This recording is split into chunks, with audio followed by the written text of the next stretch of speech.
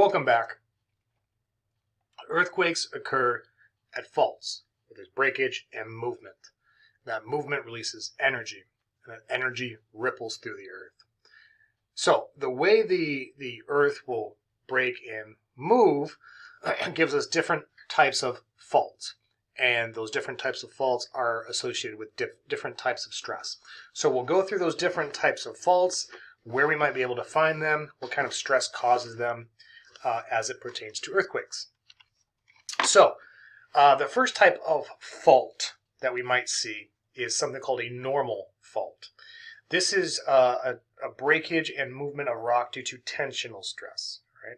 So if you have a slab of rock or even two interacting and they're kind of being pulled apart, the breakage and downward movement of a piece of material due to tensional stress causes a normal fault. So if you, let me blow me up a little bit. All right, here I am. Hello. So I'm going to take these fault blocks. Imagine this is looking at the earth, the side of the earth. Like if I were to slice it and look at it from the side. All right, I'm going to apply a tensional stress, meaning I'm going to pull away, pull apart. And let's see what happens. Oh, hello. So that's what a normal fault is. When there's some sort of tensional stress pulling on a block or a segment of rock to cause a break in movement in which kind of this material that has like a little bit of an overhang to it drops down. The second type of fault is called a reverse fault. It's actually the reverse process of what a normal fault is. And this is due to compression.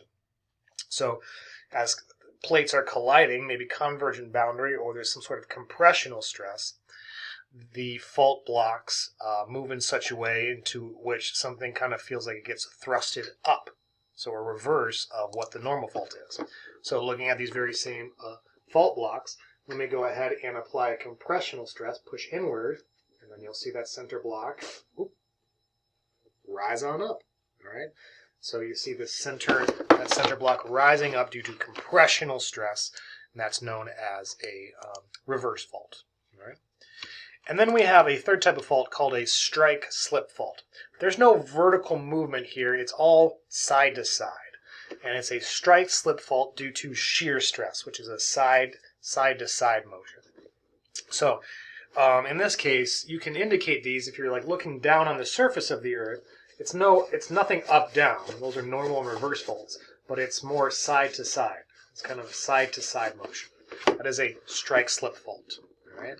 Normal faults, tensional stress, something more indicative, more tied to maybe divergent boundaries.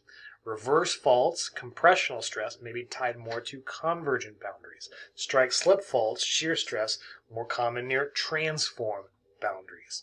So the faults somewhat line up with the boundaries, not always, but a lot of the times the same stresses to cause similar boundaries and or faults. When we see these things in the rock record, if I was looking at a rock face and I see a fault, and we'll look at some here in just a second, they can indicate past environments of the earth. You can indicate, oh, this must have been near some sort of convergent boundary because of this compressional stress I see in this reverse fault. Oh, I see a normal fault, which is due to tensional stress, so this area must have been being pulled apart. The present is the key to the past. What we see now helps us indicate what kind of geology was happening in the past. The present is key to the past. Specifically with normal faults and reverse faults, the way you kind of distinguish the two is by looking at this block that has kind of has like an overhang to it. If I were just to look at these, maybe like these two blocks, separate them out. This block kind of has like an overhang to it. We call this the block with a hanging wall, or the hanging wall block, because it has this part that has this overhang to it. You can imagine grabbing on and holding on and hanging here. The other block is known as a footwall, or footwall block, because I don't know, it kind of looks like a foot, or you can imagine somewhat walking down this side. So the hanging wall has the overhang. The footwall is the side you can go down. What happens with the hanging wall determines what type of fault. So if the hanging wall is pushed up, that's due to compressional stress. That's a reverse fault. It's pushed up. Or if the hanging wall drops down, that's due to a tensional stress. That makes it a normal fault. Excuse me. Where those terms came from is actually mining. With faults, now that you have a break in the rock, you can get subsurface hydrothermal hot liquid that kind of creeps its way into these faults. And a lot of times it's very mineral bearing, so as that material is deposited and makes its way through these faults, these breaks in the rock, these seams, it deposits minerals. So you can get rich veins of minerals like gold and silver and things like that. So when miners would go through, they're looking for areas of faults where they hung their lantern, the part that was dipping over their head, that became the hanging wall block. The part where they walked on became the footwall. Go figure. So in any case, that's kind of where it came from. Ignore that. So let's look at some examples.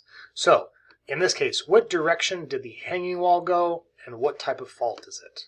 So we're looking for the part that kind of has that overhang to it. And in this case, it's this side over here, the right side. And it looks like the hanging wall has dropped down, if I'm kind of matching, making it what type of fault? The hanging wall falls down. Normal fault associated with tensional stress.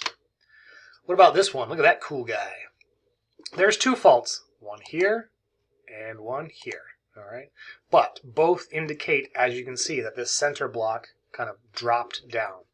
So in this case, for this fault, the hanging wall is on the right. For this fault, the hanging wall is on the left, which makes sense because it's the same block. In this case, the hanging wall dropped, again indicating a normal fault. What about here? So we kind of see like these layers most likely match up with these layers. So it looks like here's the fault. Notice where the kind of overhang is. And it looks like this top one up here. So it looks like this top one's been thrust up. So that's compressional stress moving it up, making it a reverse fault. What in goodness gracious is going on here? All these different breaks, all these different faults. Doesn't matter, they're gonna all be the same. So let's try and figure it out. So for instance, maybe let's look at this fault here. This side looks like the hanging wall. It has that overhang to it. It looks like it's dropped down, making it a normal fault. But I guess it doesn't really matter. Let's look at this fault here. In this case, this would be the hanging wall. That would be the footwall. The hanging wall dropped, normal fault. So it doesn't really matter where you're looking. It's going to be the same. What about this one? Tricked you. There's no vertical movement, but what you can see is kind of a shift, right? These rows of crops, something shifted them. There's no vertical movement, but there is a shift. That would make this a strike-slip fault. Tricky, tricky. So let's go ahead and pause here. When we come back, we'll talk about seismic waves. These are the ripples of energy that radiate through the earth once there's breakage and movement of a fault. When an earthquake occurs, it's these seismic waves that are released through the earth. That's what we feel. So we'll pause here. When we come back, talk about seismic waves. See you in just a minute.